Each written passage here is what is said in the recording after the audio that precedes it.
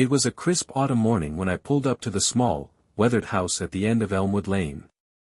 The place had a certain charm, nothing grand or flashy, just a modest home with a front porch and a faded blue paint job that seemed to whisper stories of years gone by. My aunt, Vivian, had offered me the place at a decent rent after my recent job loss. At the time, it felt like a lifeline. "You're doing me a favor, really," she'd said over the phone. "I haven't been able to find a good tenant for years." I didn't think much of her words then. I was too relieved to have a roof over my head after everything had unraveled. I spent the first few days settling in, unpacking boxes and figuring out the quirks of the house, like the creaky floorboards in the hallway and the way the back door stuck when it rained. The basement, I decided, could wait. It smelled damp and musty, and I wasn't in the mood to deal with whatever spiders had claimed it as their kingdom. One evening, as I stood in the living room, my eyes landed on an old photograph on the mantel. It was of my grandmother, smiling in front of this very house, holding what looked like a deed. I felt a pang of nostalgia. She'd been the rock of our family, a constant source of wisdom and warmth. I hadn't thought about her much lately, life had gotten in the way, but seeing her picture here, I wondered why Aunt Vivian had never mentioned her connection to the house. The days passed uneventfully, until one night I couldn't sleep. The house was too quiet, the kind of silence that presses against your ears.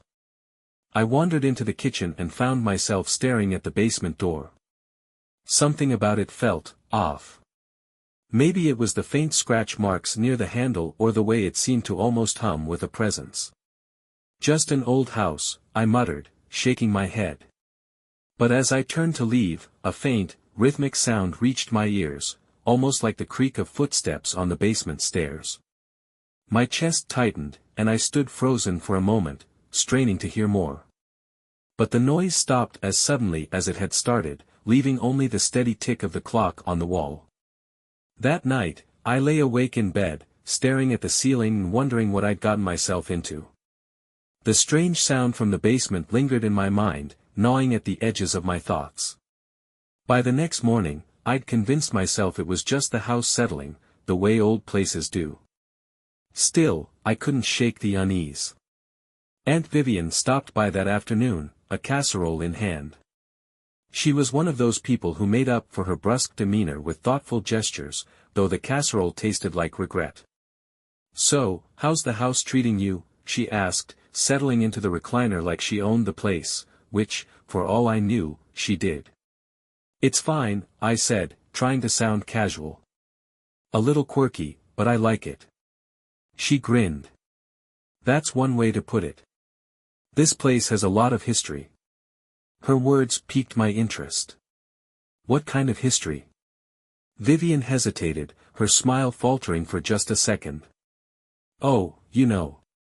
Family memories, mostly. Your grandmother loved this place." She paused, then added, almost as an afterthought, "You've been keeping the basement door locked, right?" My stomach tightened. "Locked? Why?" Her eyes darted away, and she waved her hand dismissively. "Just an old habit. We used to keep it locked because the stairs are rickety. Didn't want anyone falling. Anyway, I should get going." She left before I could press her further, but her words sat heavy with me. That night, I decided I couldn't ignore the basement any longer. Armed with a flashlight, I pushed open the door and descended the creaky wooden steps. The air was thick and damp, with a faint metallic tang that made me wrinkle my nose. The basement was a mess of cobwebs and forgotten relics, old furniture, boxes of yellowed papers, and a dusty trunk tucked into the far corner. I crouched down and brushed the cobwebs away. It was locked, but the padlock looked ancient and brittle. With a swift tug, the lock gave way, and the lid creaked open. Inside, I found a collection of seemingly random items, a stack of envelopes tied with string, a faded quilt, and a heavy, ornate key. But it was the small, leather-bound journal at the bottom that caught my attention. I flipped it open, the pages brittled beneath my fingers. The handwriting was unmistakable, my grandmother's. As I skimmed through, I realized it wasn't just a journal. It was a record of sorts, detailing repairs to the house, family gatherings, and, curiously, references to the chest and what lies beneath. There were cryptic notes about secrecy, and on the final page, underlined twice, were the words, "This house will always be yours. Protect it." A chill ran down my spine. I looked around the basement, my eyes settling on the faint outline of something in the far wall, a square patch of brickwork that didn't match the rest. My pulse quickened as I approached it. Hidden behind a rotting wooden shelf, the bricks were loose, almost deliberately so. I pulled them away one by one, revealing a small hollow space. Inside was a chest. Unlike the trunk I'd just opened, this one was pristine, its polished wood and brass hinges gleaming as if it had been untouched by time. My hands trembled as I turned the key I'd found earlier, hearing the satisfying click of the lock. What I saw inside took my breath away. The chest was heavy, but not just with the weight of the cash, it carried secrets, too. Beneath the neatly stacked bundles of money, I found more than just a note. There were old photographs of my grandmother, always smiling, posing with people I didn't recognize. There was a small, weathered envelope addressed to the Whitaker heir, sealed with red wax that had cracked over time. The name felt formal, almost archaic, but something about it sent a shiver down my spine. I left the envelope untouched for the moment, instead focusing on another oddity. Tucked into the corner of the chest was an ornate key, longer and heavier than the one that had opened the chest itself. Its intricate design gleamed in the dim light of the kitchen, with symbols etched along its shaft, symbols that seemed to echo the strange carvings on the beams in the basement. I hadn't paid them much mind before, but now they felt significant. Who had put all of this together? And why was it hidden in my house? I carried the key and envelope to the living room and sat down, staring at them as if they might explain themselves. The quiet of the house seemed oppressive, as though the walls were leaning in to watch me. Against my better judgment, I opened the envelope. The letter inside was cryptic. It didn't explain the money or the key outright but spoke in metaphor and half-explanations. In this house lies more than wealth, it holds a path. The key will open what was long kept sealed. Use it wisely. Not all who seek fortune find peace. I leaned back, my mind swirling. Was this some kind of treasure hunt? A warning? It felt like a puzzle, one my grandmother had deliberately left for me. But why?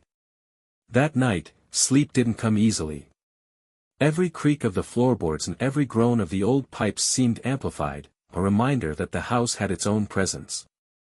I thought of the basement, of the strange mismatched bricks in the wall where I'd found the chest. Could there be something else hidden there? The questions churned in my head until exhaustion finally claimed me. But even in my dreams, I felt the house's weight pressing down, as if urging me to uncover its mysteries. I woke the next morning feeling restless, the cryptic letter and the ornate key lingering at the forefront of my mind. The house seemed different in the light of day, less ominous, perhaps, but no less mysterious. I couldn't ignore the feeling that there was more waiting to be discovered. The basement called to me like a whisper I couldn't quite make out. Armed with a flashlight, I descended the creaky steps once again, the air thick with the faint smell of mildew. I focused on the wall where I had found the chest, running my hands over the bricks. The odd carvings on the beams caught my attention again, their strange symbols now familiar, echoing the ones on the key. The flashlight beam swept across the uneven wall, and that's when I noticed it, an indentation near the bottom, almost too subtle to see. I crouched down, pressing the key into the slot. It fit perfectly, clicking into place with a mechanical sound that sent a chill down my spine. The wall shifted. It didn't swing open dramatically like in the movies, it groaned and scraped, the bricks sliding back a few inches before revealing a narrow passage just wide enough for me to squeeze through. The darkness beyond was absolute, the kind that seemed to swallow light. My pulse quickened as I hesitated, weighing the possibilities.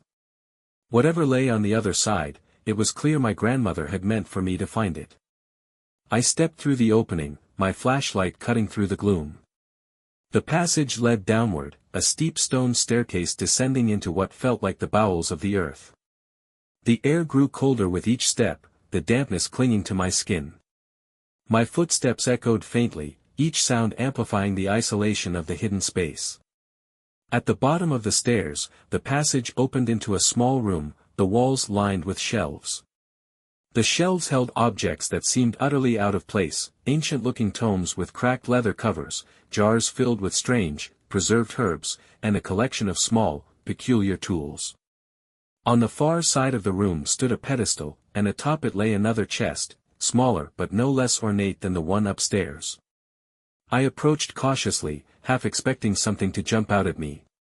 The chest wasn't locked, and its lid lifted easily. Inside was another envelope, this one marked simply with my name. Beneath the envelope, there was a collection of documents, legal papers, old maps, and what looked like a family tree.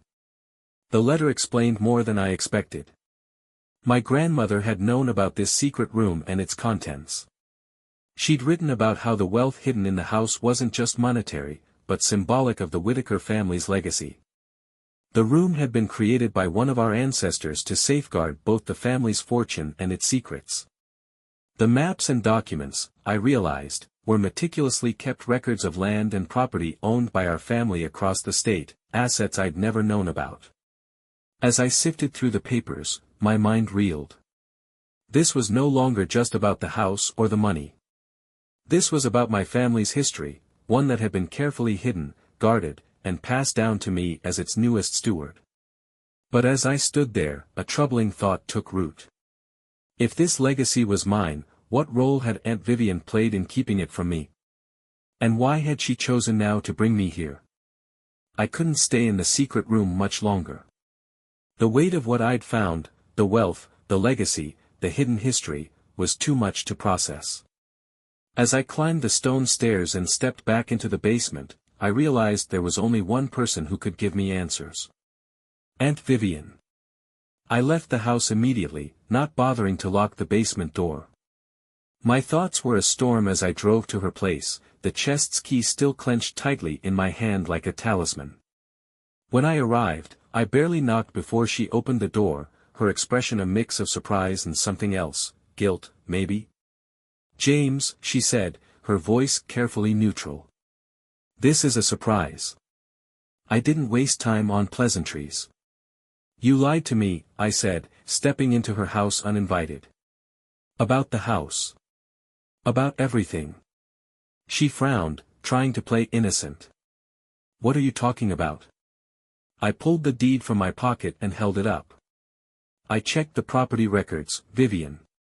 The house was left to me when Grandma passed. You had no right to rent it to me, or anyone." Her face paled, and she closed the door behind me, her hands trembling slightly. "I can explain," she started, but I wasn't in the mood for her excuses. "Explain what?" I snapped. "How you've been profiting off of something that was mine all along. How you didn't think I deserved to know the truth." She sighed, her shoulders sagging. "It's not that simple, James." "Then make it simple," I shot back. She hesitated for a moment before motioning me to sit in the living room. Reluctantly, I followed.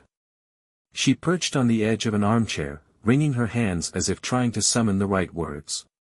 "When your grandmother passed," she began, "she left me in charge of her estate.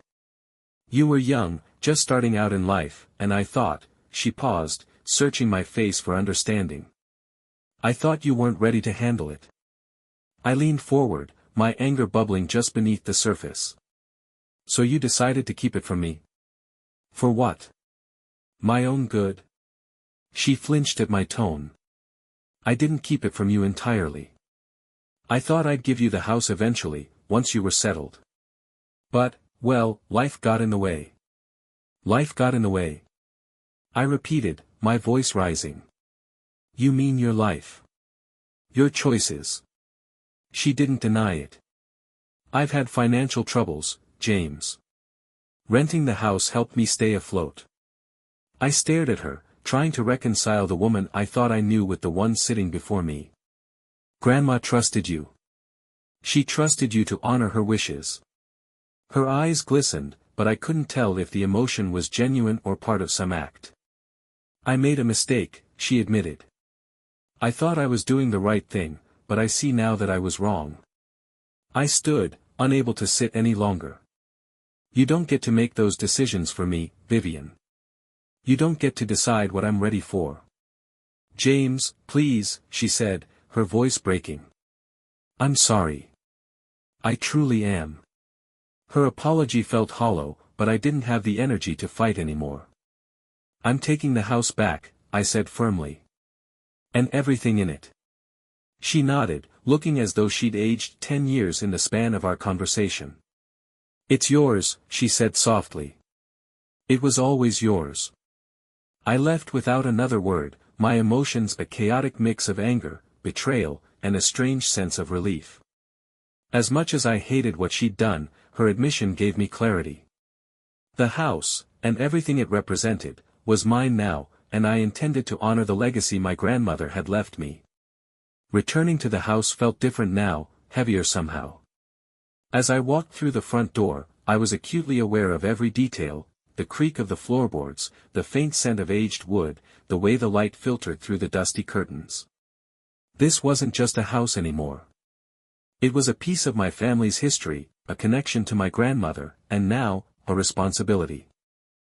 I sat at the kitchen table, the documents I'd found in the basement spread out before me. The family tree was meticulously drawn, tracing generations of Whitakers back to the 1800s. I ran my finger along the branches until I found my name at the very bottom. Beneath it, a space was left blank, as if waiting for the next generation.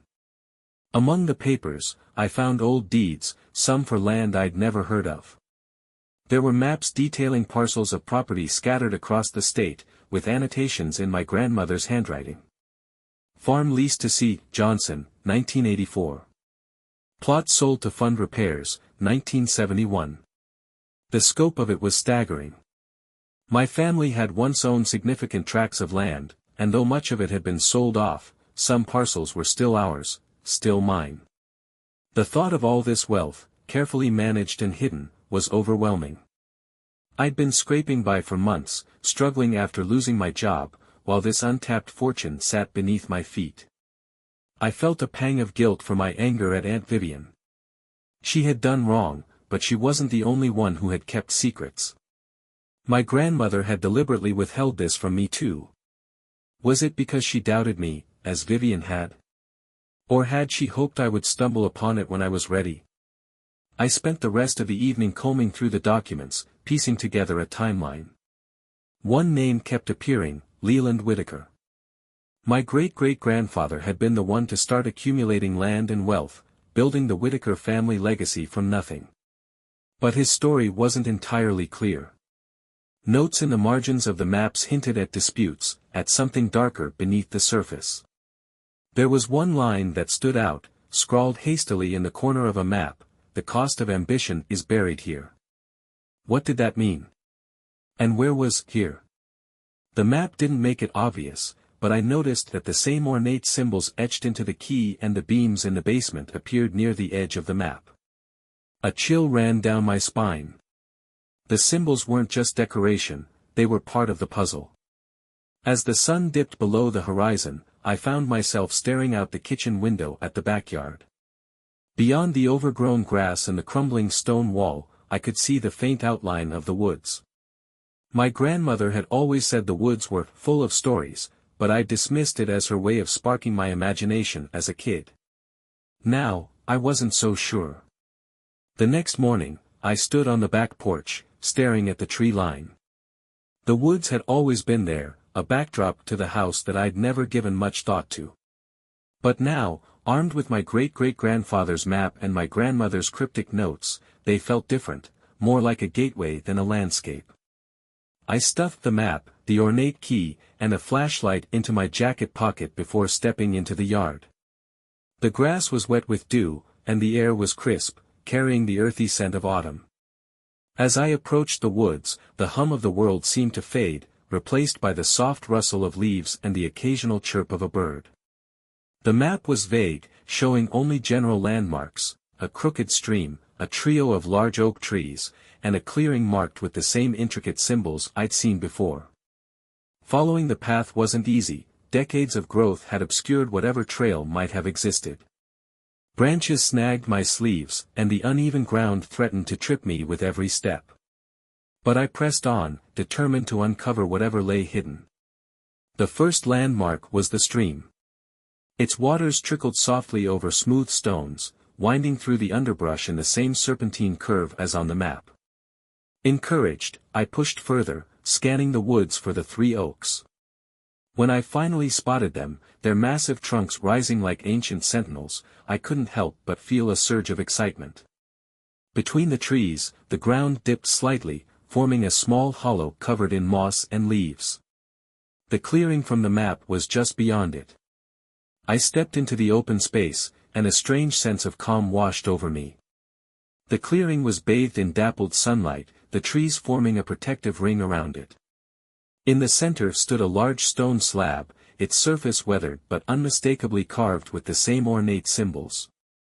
I approached the slab cautiously. It was too perfect to be natural, someone had placed it here deliberately.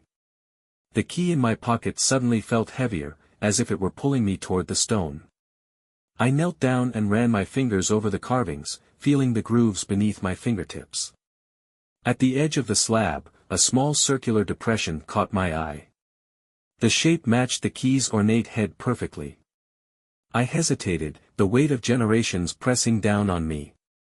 Whatever this was, it wasn't just about money or land, it was about the Whitaker family's deepest secrets.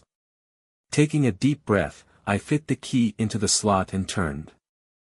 A low grinding noise echoed through the clearing as the slab shifted, sliding aside to reveal a dark, narrow stairwell carved into the earth. The scent of damp stone and ancient air wafted up, making me shiver. The opening gaped before me, as if daring me to enter. My flashlight flickered to life as I stepped onto the first stone stair.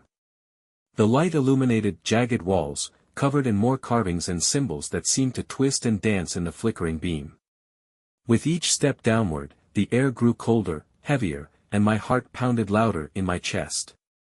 At the bottom of the stairs, the space opened into a cavernous chamber. Its walls sparkled faintly, as if veins of quartz or mica were embedded within.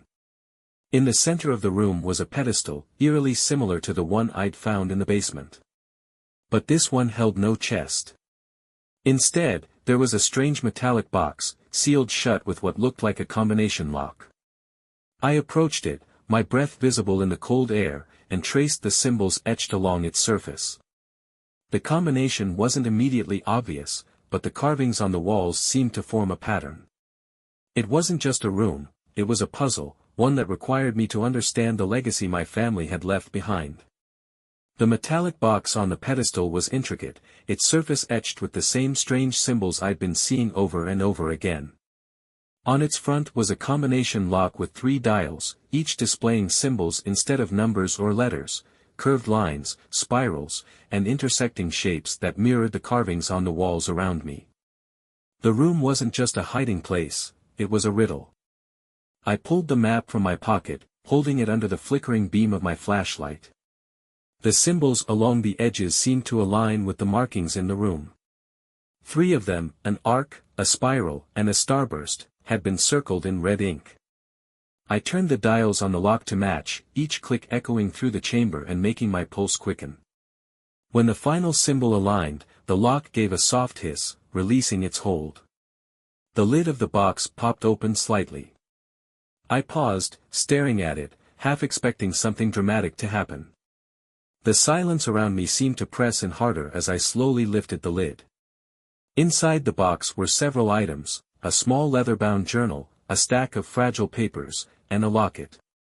The journal's cover was worn smooth with age, its corners softened by time. I opened it briefly, seeing tightly packed handwriting on the yellowed pages. The papers appeared to be legal documents, more deeds and records tied to my family's properties. But it was the locket that immediately caught my attention. It was cool and weighty in my hand, a simple oval design with faint engravings around its edges. When I opened it, I found an old black and white photograph inside. A man and a woman stared back at me. The man's face was sharp, his gaze intense, while the woman's features were softer, more inviting. I didn't recognize them outright, but there was something about the man's eyes that seemed familiar. Could these be Leland Whitaker and his wife? The founders of my family's fortune? I returned to the journal, carefully flipping through its pages.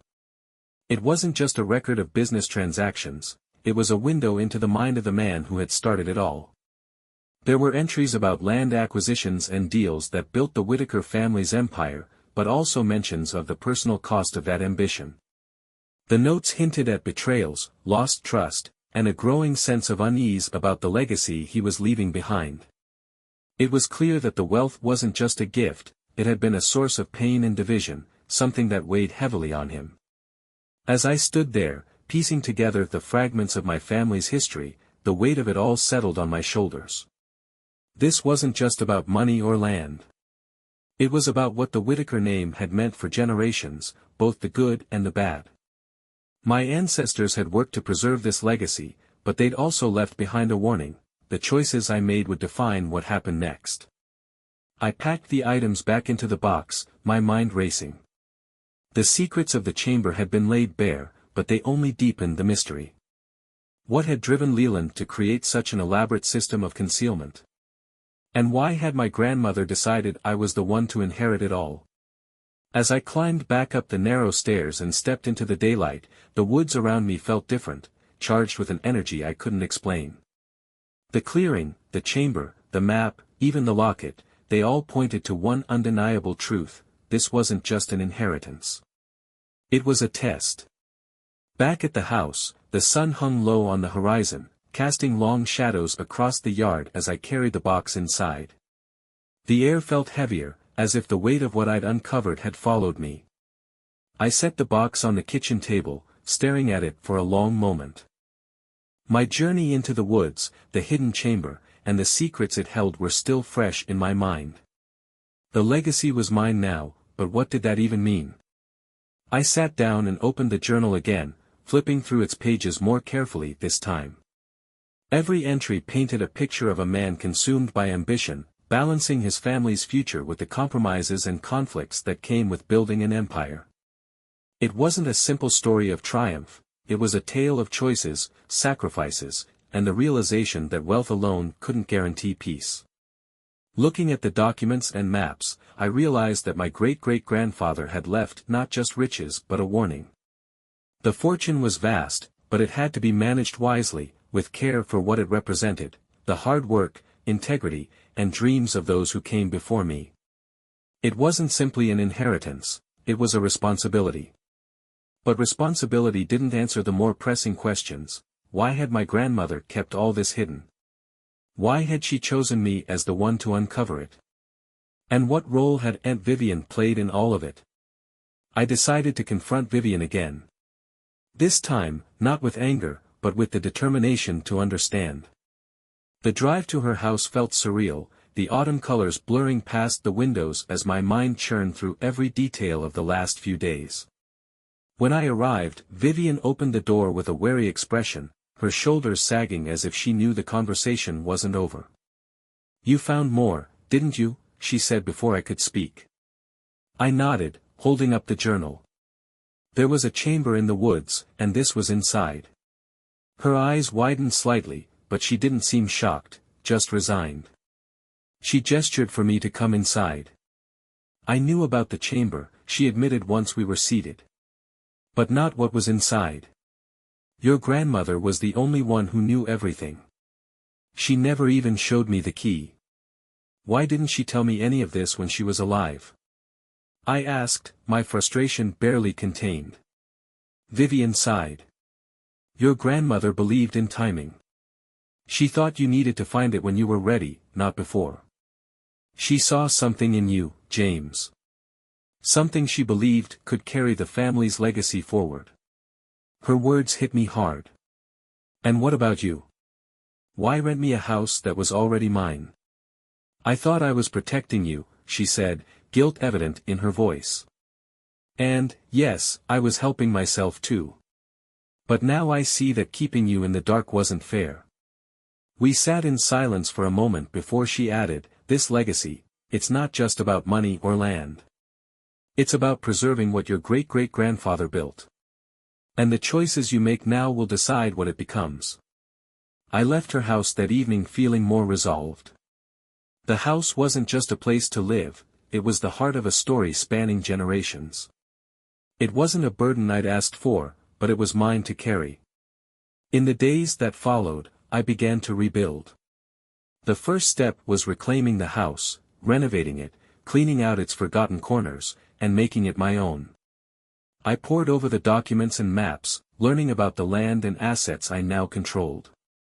Some of the properties were still profitable, while others needed attention. But it wasn't just about managing wealth. I wanted to honor the family's legacy by doing more, giving back to the community, preserving the history of the land, and making decisions with care and intention. One crisp morning, as I stood on the porch looking out at the yard, I felt something I hadn't felt in a long time: purpose. The secrets of the house and the fortune it concealed had led me to something far greater than money. It had given me a connection to my family's history, a responsibility to uphold, and a chance to shape my own future. The Whitaker legacy was no longer a mystery, it was a new beginning.